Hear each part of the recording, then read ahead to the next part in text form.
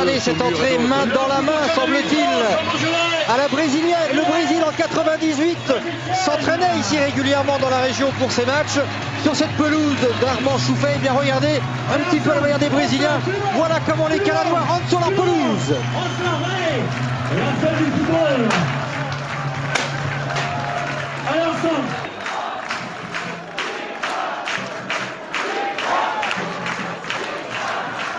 Une ambiance à la coup de tête avec Patrick Devers ce soir à Villefranche-sur-Saône. Alors là on est vraiment dans un stade de CFA. C'est nouveau 7 titularisations en Ligue 1, un seul petit but au compteur. Oh ça passe. Oui, il n'y a pas de hors-jeu de signalé, le ballon piqué, oh, il va faire mal ce but. Marqué très tôt dans la partie. Ouais, j'ai pas l'impression qu'il soit hors jeu, effectivement. Je pense qu'il est parti au bon moment et il a joué le coup avec beaucoup de finesse à la fin. Ce petit ballon piqué, mais je pense pas. Je pense pas. On va revoir forcément sa position, mais j'ai l'impression que c'est un but parfaitement. Allez, Gonzalo Bergesio, l'Argentin. But pour l'AS Saint-Etienne, marqué par le numéro 9, Gonzalo Bergesio. On reverra sur ce plan, Jean-Marc. En revanche, là, il y a une bonne caméra. Ouais, Jean-Marc, si jamais on peut se recaler juste sur celui-ci après le petit ballon piqué, sur cette caméra au sol placée au 18 mètres. Sako qui s'est appuyé sur son capitaine, Sanogo qui est parti sur le côté maintenant. Ouais, c'est le Stéphanois le plus intéressant ce début de match. Là, il n'y a pas d'enjeu. Avec Bakary Sako. Il y a deux Stéphanois dans la surface de réparation. Sako qui tarde. Oh, ça peut faire mal avec Bergesio, juste au-dessus. Ah, il y a une petite absence défensive tout à l'heure qui leur a coûté le but, mais il aurait pu ne pas leur coûter ce but si le drapeau s'était levé. Ouais, ça n'a pas semblé entamer leur allant en tous les cas. Et la tête, elle était cadrée. Ballon bien redressé, mais bien défendu, juste sur la ligne, sur cette tentative de Pierre Latte. Donc Christophe Durand, on n'a pas encore vu son potentiel offensif. En revanche, il est. Oh, c'est pas mal, ça. Barreto qui est passé. Barreto qui enchaîne malgré le retour de Guilavogui. Lopez. Et pied droit. Et là, l'égalisation. Oh, qu'il est beau. Superbe. Barreto à la conclusion d'un centre pied droit du gaucher Jean-Christophe Durand. Oh, qu'il est beau ce la but. Folie canadoise. Oh, quel beau but. Et celui qui marque, c'est celui qui est à l'origine de l'action. Barreto faudra reprendre depuis le début. On verra depuis le tout début de l'action et le retour. Là, c'est on est à la moitié là, de l'action. Mais il a remonté le ballon. Il décale sur le côté son partenaire Bernard Lopez qui va reprendre en soutien Jean-Christophe Durand qu'on n'avait plus vu offensivement et qui va mettre une merveille de petit centre sur la tête de Barreto. 8e but en Coupe de France pour Bruno Barreto. Vous parliez de quoi tout à l'heure, Thomas, avec l'entraîneur Jean-Michel Picollet. L'accélération, elle est violente. C'est signé Sako. Le centre est bon, pied droit. On s'est gêné. Oh, c'était chaud, oui, avec pas mal de casse. Contrôle et passe. Ouais, bonne sortie de la défense. Il y aura même. Allez, c'est Guillard qui va renvoyer tout le monde au vestiaire. Le miroitier vitrier au plantage. Oh là là là là là. L'arbitre assistant qui a levé son drapeau. Il a bien récupéré quand même Lopez. Et toujours le tandem. Le cadeau. Dans la surface, le poteau juste à côté. Le cadeau de Dos Reis offert à Barbosa. Le cadre gardien qui s'excuse instantanément. Ah, Barreto. Lopez qui en profite dans un premier temps. Et c'est trop croisé. De nouveau le Belge.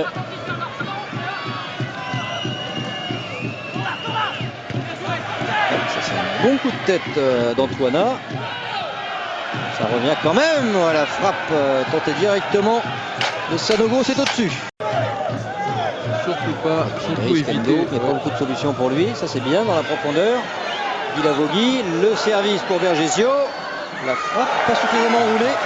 Bien joué Guilavogui. Il y avait du hors-jeu de Bergesio.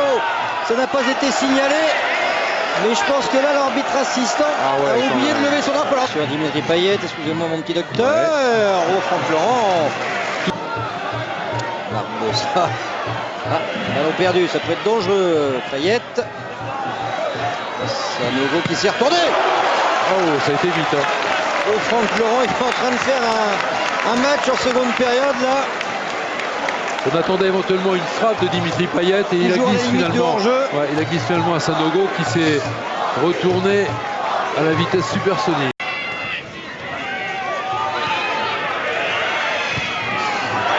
Le contre est favorable, le centre est bon. C'était tout proche. Oui, ça c'est la fatigue. La gourmandise et la fatigue. Ouais, il valait mieux pas y aller parce qu'il est le premier. C'est pas mal donné ça pour Sanogo. Pas de faute à Brassard. Oh oui, il y a danger. Avec Sako et le but. Oh, il va faire mal à 5 minutes du terme, 85e. Bakary Sako, l'ancien Castelroussin, qui permet à la Saint-Etienne de passer devant. Finalement, il a peut-être eu tort à Brassard de ne pas charger Dimitri Payet et de lui laisser le soin d'ajuster son centre. Ouais, le décalage a été fait en fait dès le départ. Ouais. Et Sanogo va on l'a laissé jouer. Décaler Sako. Ouais. Très belle frappe de Sako. Là, il y a eu ce long dégagement, il y a eu surtout la vitesse de Dimitri Payet sur le côté. Oui, parce qu'il n'y a pas eu énormément d'occasions de but non plus. Même si Franck Laurent était beaucoup plus sollicité dans cette seconde période. Exact. Ça déboule encore, côté gauche. Et le danger, Jean-Luc sera venu de la gauche, même si... c'est la transversale qui va repousser cette tentative de Vergesio. Il a du mal à courir, enfin à enchaîner les sprints là, maintenant. Ce n'est pas le cas de Grosset avec Barbosa entre la surface de réparation. Toujours Barbosa, décalage pour Enlat, le centre de Pierre Enlat. Et l'égalisation. La grosse erreur défensive. Jean-Michel Picola qui explose. Un but partout ici dans ce 16e de finale. Et la joie radieuse de Bernard Lopez. Saint-Etienne qui va être entraîné dans une infernale prolongation. Oh, quelle histoire quand même, franchement. Alors là, Saint-Etienne qui a pris le meilleur à la 86e et qui à la 89e consacre le dodo. Quel bonheur pour ces joueurs de Villefranche et surtout quelle ténacité quand même. Jusqu'au bout ils y ont cru. On vous avait parlé de ces ballons. Il manquait un rien parfois pour que Lopez puisse bénéficier de bons ballons, du bon travail fait autour de lui. Et bien cette fois-ci, Montsoreau a raté le petit ballon et il était là. Parfait Sylvain Montsoreau. Coup de sifflet de Monsieur Guillard. Les Stéphanois qui repartent, on va dire presque grand côté là-bas à gauche avec Bakary Sako. Il peut faire mal, il a beaucoup insisté tout à l'heure dans ce secteur. Attention, la frappe, elle était bonne. Et Franck Laurent a failli capter ce ballon, c'est pas tout à fait terminé. Ouf, ça sort et Monsieur Guillard donne corner. C'est là où Dimitri Payet est dangereux parce qu'il a une très très belle frappe de balle, il est très précis. Il y a encore un énorme arrêt là de Franck Laurent. J'ai le sentiment qu'on a dû renverser des verres du côté de la Divette, qui est un petit endroit sympathique du côté de Montmartre. C'est le fief des supporters stéphanois dans la capitale. Et je pense que Serge, s'il y a une qualification, va mettre une tournée générale. Il sera obligé. Qualification de Saint-Etienne, pourquoi pas. Mais en face, il y a un garçon, Franck Laurent, qui est redoutable. Et Jean-Luc, si jamais il devait y avoir une séance de tir au but, on a le sentiment qu'il serait bien chaud, comme il continue de l'être. Ça revient, Barreto qui fixe, qui partait tout seul, Barreto posé pour le 3-2, non, la parade de Vincent Planté. Oh, aïe, quelle action encore. Mais ça j'y crois pas, parce que si d'aventure les Caladois étaient éliminés ce soir au stade des 16e de finale, ils en auraient des regrets, ils ont fait jeu égal avec Saint-Etienne, ils ont posé des gros problèmes à l'équipe de Ligue 1, et puis il y a eu ça par exemple, et il y aura ça aussi à se souvenir.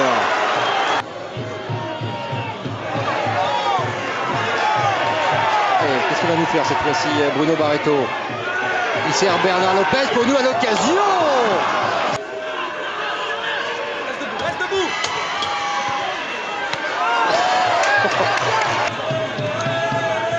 Guy qui a trouvé une bonne solution. Ouais, il peut donner, il peut frapper aussi Payet à cet endroit-là. Le ballon a été touché, Franck Laurent sans faute. Il met ce ballon en corner. Ça va se terminer, Saint-Etienne va trembler, les Verts vont trembler. Les Verts vont-ils trinquer en Beaujolais? La réponse, ce sera dans les minutes qui viennent. Lopez planté, le premier duel de la série.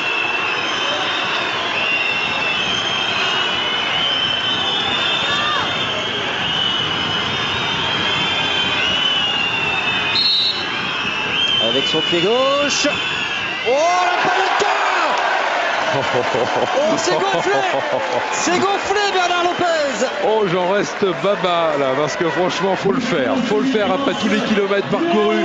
Faut avoir la lucidité et surtout la souplesse technique, physique de cheville pour le faire enfin, comme ça, après 120 minutes. Quel culot! Quel culot! Alors, je ne connais pas le pédigré de Franck Laurent lors des séances de tir au but. Vincent Planté, lui, lorsqu'il jouait à Malherbe et que le Stade Malherbe de Caen était arrivé en finale de la Coupe de la Ligue en 2005, il avait sauvé les siens lors des tours, lors des séances de tir au but. C'est Sanogo qui se présente maintenant. Boubacar Sanogo qui aura fait un gros match. L'Ivoirien face à Franck Laurent. En force, ça passe, un partout. Ça c'est imparable ça.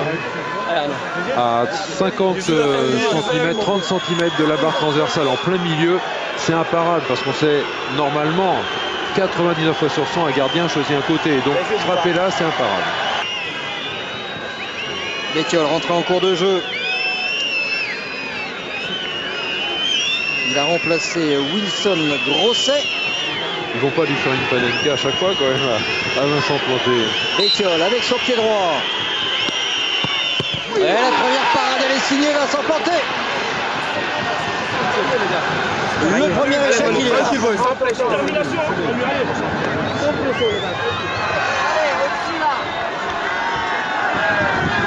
Bon, il avait choisi dès le début, il savait qu'il allait ouvrir son pied pour frapper sur la gauche du gardien. Tout son temps pour positionner son ballon, surtout aussi pour la zone d'appui. Très peu d'élan pour Emmanuel Rivière. Oh, il le touche ce ballon, Franck Laurent, mais ça ne suffit pas. 2-1 en faveur de Saint-Etienne. Fort précis, à ras de terre. Il n'a pas eu le temps de se coucher, Franck Laurent.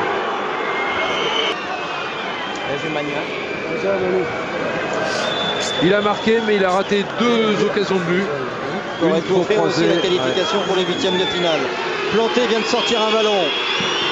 Planté est en confiance. Oh, Barreto qui ne trouve que la transversale. Ça va faire mal dans cette séance de tir au but sans doute. Vexé, énervé par la Panenka réussie tout à l'heure par Lopez. Il a sorti un ballon Planté et là maintenant il fait peur. Dimitri Payet venait à marquer. Que des balles de match à suivre.